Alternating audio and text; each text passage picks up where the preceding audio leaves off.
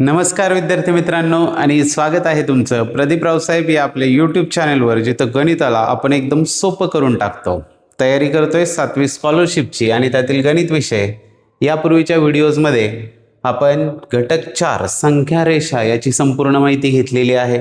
त्यानंतर स्वाध्याय 4.1 जो संख्या रेषेवर आधारित होता तो देखील सोडवलेला आहे.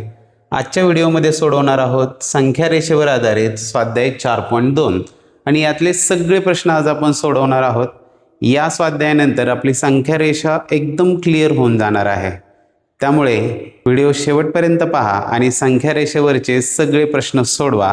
व्हिडिओला सुरुवात करण्यापूर्वी पुन्हा तेच चॅनलवर जर नवीन असाल तर चॅनलला सबस्क्राईब करा, म्हणजे यापूर्वीचे सर्व स्वाध्याय आणि यापुढे येणारे देखील सर्व स्वाध्याय आपल्यापर्यंत पोहोचत राहतील.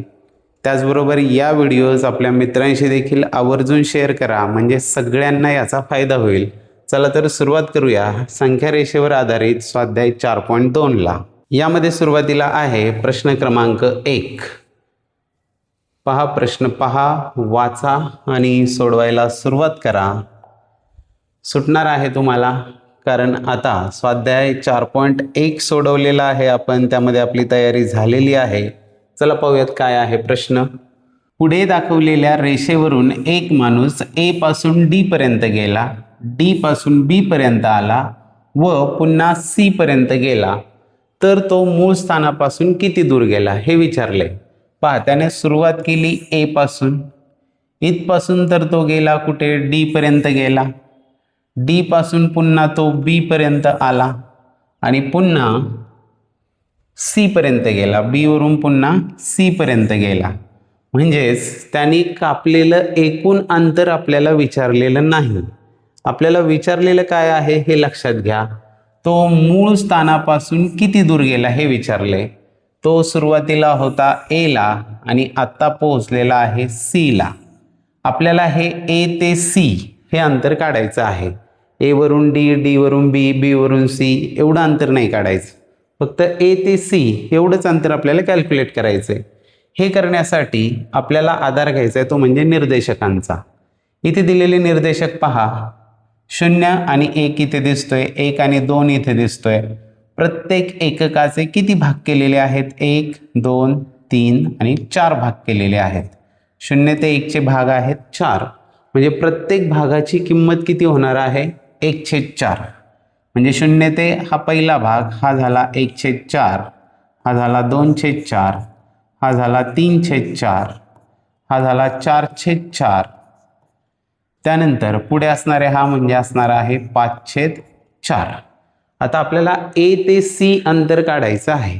ते आपल्याला इथे दिसतंय, ते 0 पासून 5/4 पर्यंत आहे, म्हणजेच ते 5/4 आहे. किंवा असं लक्षात नसेल येत तर अंतर काढण्याचं सूत्र आपण पाहिलेलं आहे. अंतर बरोबर काय, तर मोठा निर्देशक वजा लहान निर्देशक. मोठा निर्देशक आहे 5/4 वजा लहान निर्देशक आहे 0, म्हणजेच हे अंतर येणार आहे 5/4 एकक. पण यामध्ये दशांश अपूर्णांकांमध्ये पर्याय आहेत, त्याचं रूपांतर दशांश अपूर्णांकात करूया. 4 एके 4 राहिला 1, 4 दुने 8 झाले 10, मधनं गेले 8 राहिले 2, पुढे आला 0 आणि 4 पंचे 20, म्हणजे 1.25 एकक एवढं अंतर सध्या त्याचं मूळ स्थानापासून तो दूर आहे. ए पासून तो 1.25 एकक दूर आहे, म्हणजे तो सी वर आहे. प्रश्न काय विचारला हे काळजीपूर्वक वाचायचं. त्याने एकूण किती अंतर प्रवास केला विचारलं असतं तर आपल्याला एडी प्लस डी बी प्लस बी सी करावं लागलं असतं. आणि आपल्याला विचारलं काय होतं, मूळ स्थानापासून किती दूर आहे, म्हणजेच ए पासून सी पर्यंतचं अंतर आपल्याला काढायचं होतं. सोपा प्रश्न होता. चला जाऊया पुढील प्रश्नाकडे. पुढे आहे प्रश्न क्रमांक 2. चला वाचूया प्रश्न. पुढील रेषेवर समान अंतरावर घेतलेल्या बिंदूंपैकी काही बिंदूंनी संख्या दाखवल्या आहेत. संख्या रेषेचे निरीक्षण करून दिलेल्या प्रश्नाचा पर्याय निवडा असं विचारलेलं आहे. प्रश्नाचा नाही, आपल्याला उत्तराचा पर्याय निवडायचा आहे. एक्स या बिंदूपासून टी या बिंदूचे अंतर किती हे आपल्याला विचारलेलं आहे. आता एक्स बिंदू कुठे आहे? इथे आहे एक्स. आणि टी कुठे आहे? इथे. हे अंतर आता आपल्याला कॅल्क्युलेट करायचं आहे. ते करण्यासाठी आपण आधार घेणार आहोत, तो म्हणजे निर्देशकांचा. पहा इथे आहे 2, इथे आहे ब्लँक स्पेस, इथे आहे 2.4 आणि हे बिंदू समान अंतरावर आहेत. म्हणजेच Q जो आहे तो मध्यभागी असणारे 2 आणि 2.4च्या, म्हणजे इथेच काय येणार आहेत, हे 2.2 येणार आहेत. 2, 2.2, 2.4 समान अंतरावर पुढे येणार आहे 2.6, टीचे येणार आहे 2.8, यू येणार आहे 2.10 नाही होत तर तो 3 होतो पूर्ण, म्हणजेच 3.0 होणार आहे. हा 3.2 आला, इथे येणार आहे 3.4, इथे येणार आहे 3.6, इथे 3.8 आणि इथे होणार आहेत 4.0. बस सगळ्या बिंदूंचे आता आपल्याला निर्देशक मिळालेले आहेत. आपल्याला विचारलेलं काय आहे तर x या बिंदूपासून t या बिंदूचे अंतर विचारलेले आहे. x चे t पासूनचे अंतर विचारले आहे आणि अंतर बरोबर काय, मोठा निर्देशक वजा लहान निर्देशक. x चा निर्देशक आहे 3.6 आणि t चा निर्देशक आहे 2.8. हे अंतर काढायचं आहे. 28 आणि 8 36 होतात, म्हणजे हे 0.8, 0.8 एकक एवढं अंतर असणार आहे x t पर्यंतचं. 0.8 जो आहे पर्याय क्रमांक 3 हे त्याचं योग्य उत्तर आहे. इथे आपण काय केलं, समान अंतरावर आहेत त्यामुळे संख्या श्रेणी बुद्धिमत्तेमध्ये ज्या पद्धतीने आपण संख्या मालिका सोडवतो त्या पद्धतीने आपण ही मालिका लिहून घेतली. त्यातून आपल्याला निर्देशक मिळाले आणि त्यावरून अंतर काढता आलं. चला जाऊया पुढील प्रश्नाकडे. व्हिडिओ आवडला असेल तर चला पटकन लाईक करून घ्या, पटपट लाईक करा. पुढे आहे प्रश्न क्रमांक 3. दिलेल्या संख्या रेषेचे काळजीपूर्वक निरीक्षण करून के या बिंदूची स्थानदर्शक संख्या कोणती ते लिहा विचारलेलं आहे. संख्या रेषेचं निरीक्षण करायचं आहे. दिसतीये संख्या रेषा. पाहणे आणि निरीक्षण करणे यात फरक आहे. निरीक्षण करायचं म्हणजे बारकाईनं बघायचं आहे त्यामध्ये काय केलेलं आहे ते. आपल्याला के बिंदूचे निर्देशक शोधायचे आहेत. हा जो के बिंदू आहे याचे निर्देशक शोधायचे आहेत. त्यासाठी मदत कशाची घेणार तर सगळ्यात सुरुवातीला काय शोधायचं तर 0 म्हणजे पूर्णांक पाहिजे कुठं आहे, तिथं आहे 0 आणि इथे आहे -1. याचे किती भाग केलेले आहेत हे पहिल्यांदा पाहून घ्यायचं आहे. पुढे पहा, मग 1 2 3 4 5 6 7 8 9 10 11 12 13 14 15 0 ते 1 चे किती टोटल 15 भाग केलेले आहेत. मग एका भागाची किंमत जी आहे ती किती असणार आहे, -1/15 असणार आहे. -1/15 मग इथे होणार आहेत -2/15, -3/15, -4/15 आणि -5/15. हे आले -5/15 म्हणजेच 5 एके 5 5 त्रिक 15 हा -1/3 आहे. म्हणजेच प्रत्येकाचा छेद किती असणार आहे 15 असणार आहे. हे -2/3 म्हणजेच 5 दुने 10 आणि 5 त्रिक 15 म्हणजेच हे काय असणार आहेत -10/15 असणार आहेत. हे -2/3 म्हणजे -1 म्हणजेच काय असणार आहे -1/1 म्हणजेच ते -15/15 असणार आहेत. म्हणजेच एका भागाची किंमत आहे -1/15. 1/15 ॲड करत करत आपण येणार आहोत -4/3 म्हणजेच काय असणार आहे छेदात 15 आणायचे आहेत. तर 5 त्रिक 15 5 चोक 20 म्हणजे -20/15 इथपर्यंत आले. इथे काय होणार आहे -21/15 होणार आहेत. के बिंदूजवळ होणार आहेत -21/15. कसं पहा, -1/15 1/15 इकडे वाढत आलेले आहेत, वाढत नाही कमी होत चाललेत पण ते अंतर आहे. मग -20/15 इथे आले, त्याच्या पुढे असणार आहेत -21/15. के बिंदूचे निर्देशक आले -21/15. याला भाग जातोय, भाग देऊया. 3×7 21 आणि 3×5 15 -7/5. यालाच जर आपण दशांश अपूर्णांकात रूपांतर केलं तर -5 एके 5 राहिले 2 झाले 20 5 चोक 20 -1.4 हे असणार आहेत के बिंदूचे निर्देशक जो आहे पर्याय क्रमांक 2 हे त्याचं योग्य उत्तर असणार आहे. लक्षात आलं असेल, नसेल आले तर पुन्हा पहा. 0 आणि -1 ह्या एक एककाचे 15 भाग होते म्हणून एका भागाची किंमत आपण -1/15 काढली. त्यावरून -1/3 म्हणजेच -5/15 छेद 15 केला, -4/3 याचा छेद 15 केला म्हणजे -20/15 झाले आणि -20/15च्या डावीकडे आल्यानंतर काय होणार, -21/15 होणार. तेच आहेत के बिंदूचे निर्देशक. चला जाऊया पुढील प्रश्नाकडे. पुढे आहे प्रश्न क्रमांक 4. आधीचा प्रश्न जरा समजायला क्लिष्ट वाटला असेल पण तो सोपा प्रश्न आहे. पुन्हा पहा, जर समजला नसेल तर लक्षात येईल तुमच्या. प्रश्न क्रमांक 4. वरील संख्या रेषेचे निरीक्षण करून length of BD plus length of CB minus length of AB किती ते सांगा, हे आपल्याला विचारलेलं आहे. आता हे सोडवताना संख्या रेषेचा आपण वापर करणार आहोत. यात विचारलेलं आहे काय, BD. आता पहिल्यांदा आपण आधीचीच टेक्निक वापरणार आहेत. समान भाग केलेले आहेत. समान भाग केलेत म्हणजे आपल्याला इथं सोडवायचं काय आहे पहिलं ते पहिल्यांदा लिहून घेऊया. ते आहे BD plus CB minus AB करायचे आहेत. BD म्हणजे किती भाग आहेत, 1 2 3 4 5 भाग आहेत. हे 5 प्लस CB म्हणजे किती भाग आहेत, CB एकच भाग आहे. मायनस AB म्हणजे किती भाग आहेत, AB तो सुद्धा एकच भाग आहे. 5 आणि 1 झाले 6 वजा 1 म्हणजे याचं उत्तर आलं 5. 5 भाग एवढं याचं उत्तर असणार आहे. आता आपल्याला फक्त एका भागाची किंमत काढली की आपलं काम संपलं. चला आता एका भागाची किंमत काढूया. आता एका भागाची किंमत काढण्यासाठी लक्षात घ्या, इथे आहेत 9/7. हे दिसत आहेत इथे 9/7 आहेत आणि इथे फक्त 2 आहेत.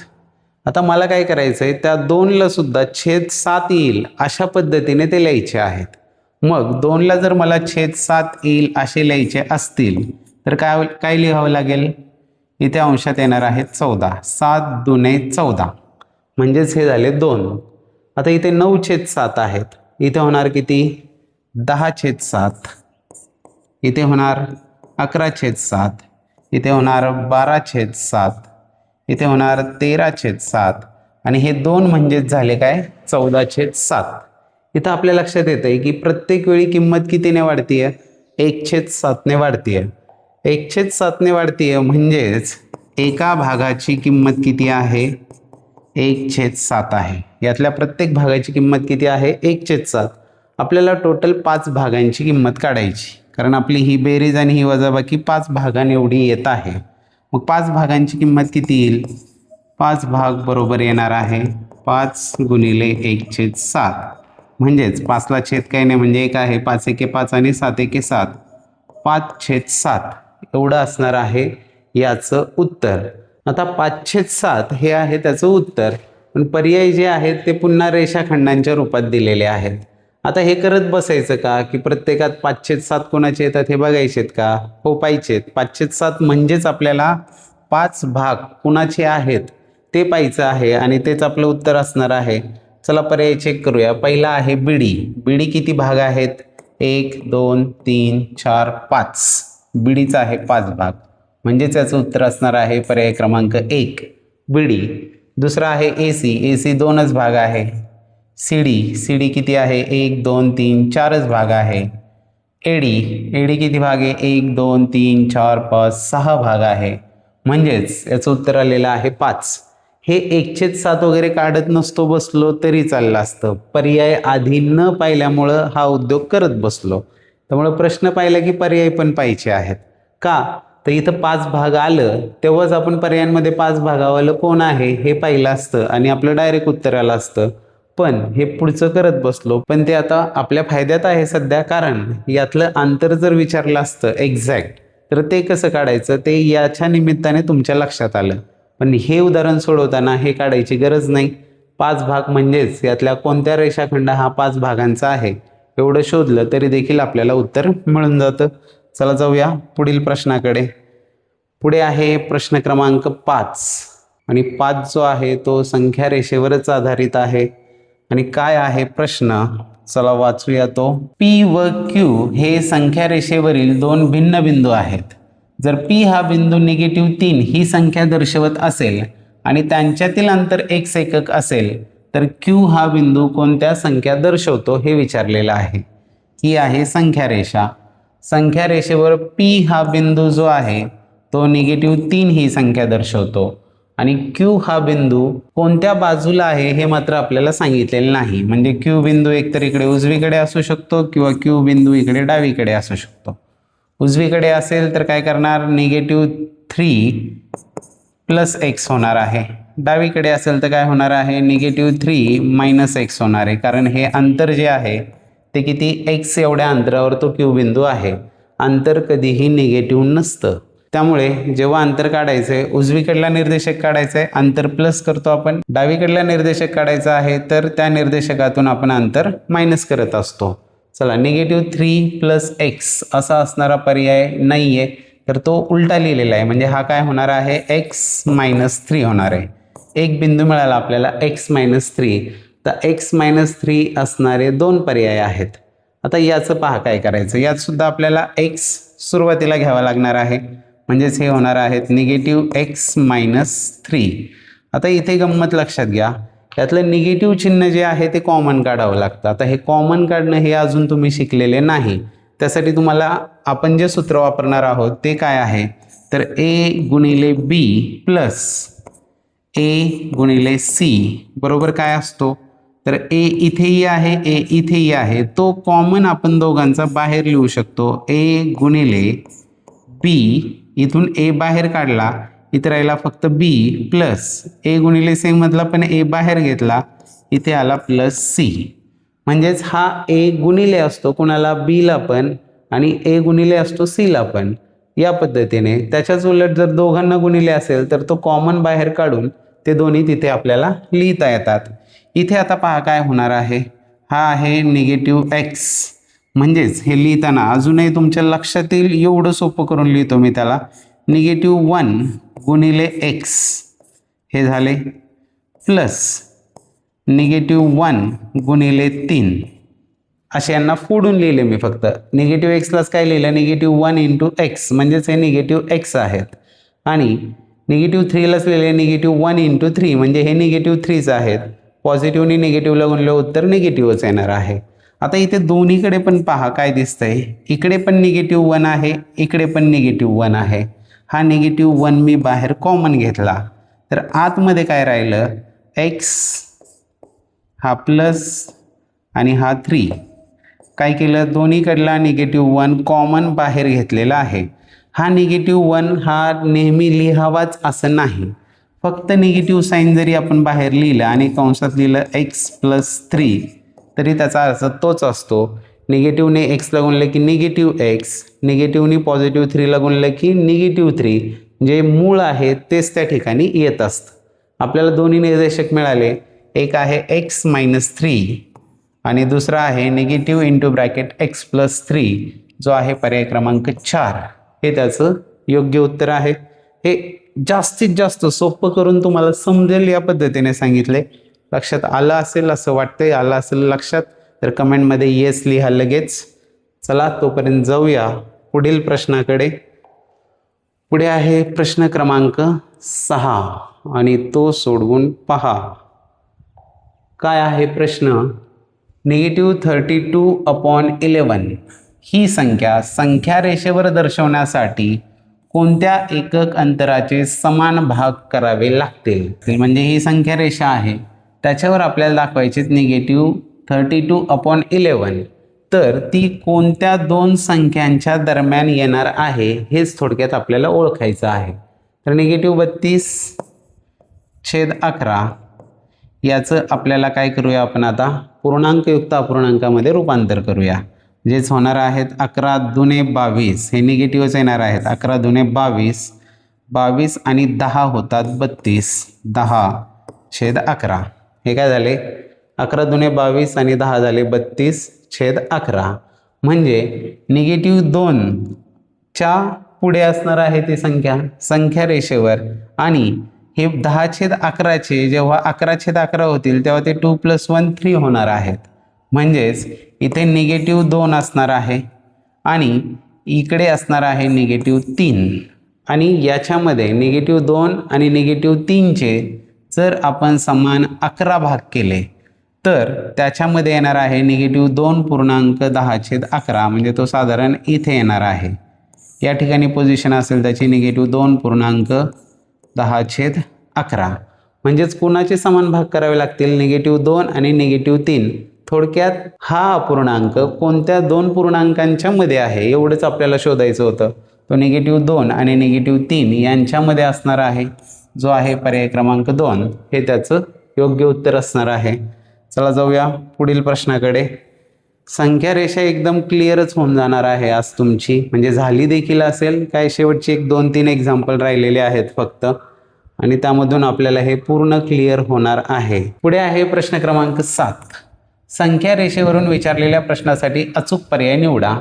आपल्याला संख्या रेषा दिलेली आहे आणि प्रश्न आहे, पुढील संख्यांच्या जोडीतील लहान मोठेपणा चिन्हांनी दर्शवला आहे, त्यातील चुकीचा संबंध दर्शवणारी जोडी ओळखा. लहान मोठेपणा म्हटलं की फक्त उजवं डावं एवढं पाहिलं, उजवं डावं एवढं पाहिलं की काम होऊन जातं. जसं की इथे आहे काय, -2/2 आणि 0. आता हा -2/2 आणि हा आहे 0. जो उजवीकडे आहे तो मोठा आहे, म्हणजेच उजवीकडे 0 तो मोठा आहे. हे इथं बरोबर दिले. आपल्याला विचारले काय, चुकीचा संबंध विचारलेला आहे, म्हणजेच हा संबंध योग्य आहे. दुसऱ्यामध्ये पहा, 4/2 आणि 5/2. 5/2 मोठे आहेत असं म्हटलेलं आहे. 5/2 इथे आहेत आणि 4/2 इथे आहेत, म्हणजेच 5/2 हे मोठे आहेत 4/2 पेक्षा. हे सुद्धा योग्य आहे. पुढे दिले 0 आणि -4/2 मोठे आहेत 0 पेक्षा म्हटलंय. -4/2 इथे आहेत, 0 इथे आहे. -4/2 मोठे होतील का? नाही होणार. का? तर ते डावीकडे आहेत आणि 0 उजवीकडे, म्हणजे 0 मोठा पाहिजे. हा संबंध चुकलेला आहे. आणि शेवटी पहा, निगेटिव्ह आहेत आणि पॉझिटिव्ह आहेत. पॉझिटिव्ह मोठे दाखवलेत कारण 5/2 उजवीकडेच येतात. हा संबंधही बरोबर आहे. चुकीचा संबंध दर्शवणारी जोडी आहे पर्याय क्रमांक 3 आणि हेच त्याचं योग्य उत्तर असणार आहे. चला सोपे सोपे प्रश्न, जाऊया पुढे. संख्या रेषेचा पार आता भुगा झालेला असेल तुमच्यासाठी तरी, कारण संख्या रेषेवर आता कसाही प्रश्न आला तरी तुम्हाला तो सोडवता येणार आहे. पुढे आहे प्रश्न क्रमांक 8. जर A बरोबर 2 धन संख्यांचा गुणाकार, B बरोबर 2 ऋण संख्यांचा गुणाकार आणि C बरोबर 1 धन व 1 ऋण संख्यांचा गुणाकार असल्यास A + B - C बरोबर किती हे विचारलेलं आहे. आपल्याला काय शोधायचं आहे? A + B - C याची व्हॅल्यू शोधायची. A काय आहे? 2 धन संख्यांचा गुणाकार आहे. 2 धन संख्यांचा गुणाकार हा नेहमी धनच येतो, म्हणजे A काय असणार आहे? धनसंख्या असणार आहे. हे तर फिक्स झालं. पुढे आहे प्लस. B काय आहे? 2 ऋण संख्यांचा गुणाकार. B हा 2 ऋण संख्यांचा गुणाकार आहे, म्हणजे निगेटिव्ह गुणिले निगेटिव्ह. गलत को गलत कहना सही बात है. निगेटिव्ह गुणिले निगेटिव्ह चिन्ह सारखे असतील तर गुणाकार काय येतो? पॉझिटिव्ह, म्हणजे B सुद्धा पॉझिटिव्हच आहे, धनसंख्याचा आहे. आणि C काय आहे? तर C आहे 1 धन व 1 ऋण संख्यांचा गुणाकार. C काय आहे? 1 धन आणि 1 ऋण, म्हणजेच पॉझिटिव्ह इंटू निगेटिव्ह. +1 इंटू -1 यांचं उत्तर काय येणार आहे? -1 येणार आहे. 1 धन आणि 1 ऋणाचा गुणाकार हा निगेटिव्ह येतो, म्हणजेच C काय आहे? त्याच्या आधी हे मायनस आहेत. C काय आहे? 1 ऋण संख्या आहे. हे आता आपल्या लक्षात आलं. या सगळ्यांमध्ये जर आपण समजा इथं +1 आहेत असं जर समजलं तर 2 धनांची बेरीज काय येणार आहे? धनसंख्याच येणार आहे. यांची बेरीज काय येणार आहे? धनसंख्याच. धन 2 पकडूया आपण जरा वेळासाठी. आणि आता इथे कोणतीही संख्या वजा करणं म्हणजे तिच्या विरुद्ध संख्या मिळवणं, म्हणजे मायनसचे होणार प्लस आणि -1चे होणार +1, किंवा निगेटिव्ह इंटू निगेटिव्ह. हे निगेटिव्ह म्हणजेच काय असतात? मी आधी पण सांगितलं तुम्हाला, हे म्हणजेच -1 असतात आणि त्याने कंसातल्या संख्येला आपण गुणत असतो, गुणाकार असतो तिथे. आता हे झाले निगेटिव्ह इंटू निगेटिव्ह, +1 झाले. +2 + +1 हे केले येणार आहेत +3. म्हणजे शेवटचं जे उत्तर आहे ते काय असणार आहे? ते पॉझिटिव्हच येणार आहे. ते उत्तर पॉझिटिव्हच असणार आहे. हे 1 मी जस्ट सॅम्पल म्हणून घेतले, ते नसते घेतले तरी सुद्धा आपल्याला उत्तराचं चिन्ह काय येईल हे परफेक्ट कळायला असतं. त्यामुळं या सगळ्यांचं बरोबर किती? तर याचं बरोबर जे आहे ते धनसंख्या येणार आहे. जो आहे पर्याय क्रमांक 1 हे त्याचं योग्य उत्तर आहे. धन किंवा ऋण संख्या, शून्य, ऋण संख्या हे नाही, तर कन्फर्म त्याचं उत्तर जे आहे ते धनसंख्याच येणार आहे. चला जाऊया पुढील प्रश्नाकडे. समजत असेल तुम्हाला असं मला वाटतंय, पण ते मला कळायला मार्ग नाही, कारण कमेंटमध्ये तुम्ही सांगत नाही. त्यामुळे कमेंटमध्ये सांगत चला की तुम्हाला समजतंय किंवा तुमची अपेक्षा काय आहे, अजून तुम्हाला काय वाटतंय, अजून कोणत्या प्रकारचे प्रश्न हवे आहेत हे कमेंटमध्ये सांगत चला. पुढे आहे प्रश्न क्रमांक 9. 710 हा अपूर्णांक एका संख्या रेषेवर दाखवायचा आहे, तर प्रत्येक एककाचे किती भाग कराल हे विचारलंय. एक संख्या रेषा आहे, त्याच्यावर 710 दाखवायचं आहे. 710 हा काय आहे, छेदाधिक अपूर्णांक आहे, म्हणजे याचं उत्तर काय येणार आहे, 0 आणि 1च्या दरम्यान येणार आहे. तर समजा इथे आहे 0 आणि 0च्या पुढे आहे 1. आता यांच्यामध्ये आपल्याला 710 दाखवायचा आहे, तर प्रत्येक एककाचे किती भाग कराल, तर या एककाचे किती भाग करणार. 1 म्हणजेच काय आहे, तो 10/10 आहे, आणि 0 म्हणजेच काय आहे, तो 0/10 आहे. 0/10 पुढं 1/10, 2/10, 3/10, 4/10, 5/10, 6/10, 7/10, 8/10, 9/10 आणि 10/10. म्हणजेच 0 ते 1 या एका एककाचे किती भाग करावे लागतील. किती भाग करावे लागतात हे आपल्याला नेहमी छेद सांगत असतो. नेहमी आपल्याला छेद काय सांगतो, तर त्या एका पूर्णचे किती समान भाग केले, आणि अंश काय सांगत असतो, त्यापैकी किती भाग घेतले. 710 जेव्हा आपण दाखवू इथे, याचाच अर्थ काय असणार आहे, या एककाचे 10 भाग केलेले आहेत आणि त्यातले 7 भाग घेतले इथपर्यंतचे, म्हणजे तो 710 झाला. विचारले भाग किती करावे लागतील, पर्याय क्रमांक 2 10 भाग करावे लागणार आहे. हे आपल्या इथं सहजच लक्षात आलेलं आहे. चला जाऊया पुढे. आणि पुढे काही नाही, इथे आपला संपलेला आहे. संख्या रेषा हा घटक पूर्ण झालेला आहे, आणि संख्या रेषा या घटकाची आपण माहिती घेतली, त्याच्यावरचे दोन्ही स्वाध्याय देखील पूर्ण सोडवलेले आहेत. पुढील जो घटक आहे तो आहे घटक क्रमांक 5, विभाज्य, विभाजक आणि विभाज्यतेच्या कसोट्या, की ज्या इयत्ता 5वी पासून आपण शिकत आलेलो आहोत. पण त्यातल्या काही ॲडव्हान्स गोष्टी स्पर्धा परीक्षेच्या दृष्टीने, म्हणजे स्कॉलरशिप परीक्षेच्या किंवा इतर कोणत्याही स्पर्धा परीक्षेच्या दृष्टीने ज्या विभाज्यतेच्या कसोट्यांचं उपयोजन करण्याच्या गोष्टी आहेत, त्या आपण या विभाज्य, विभाजक आणि विभाज्यतेच्या कसोट्या या घटकामध्ये पाहणार आहोत. लगेचच पुढच्या व्हिडिओमध्ये त्यासाठी आपण भेटणार आहोत.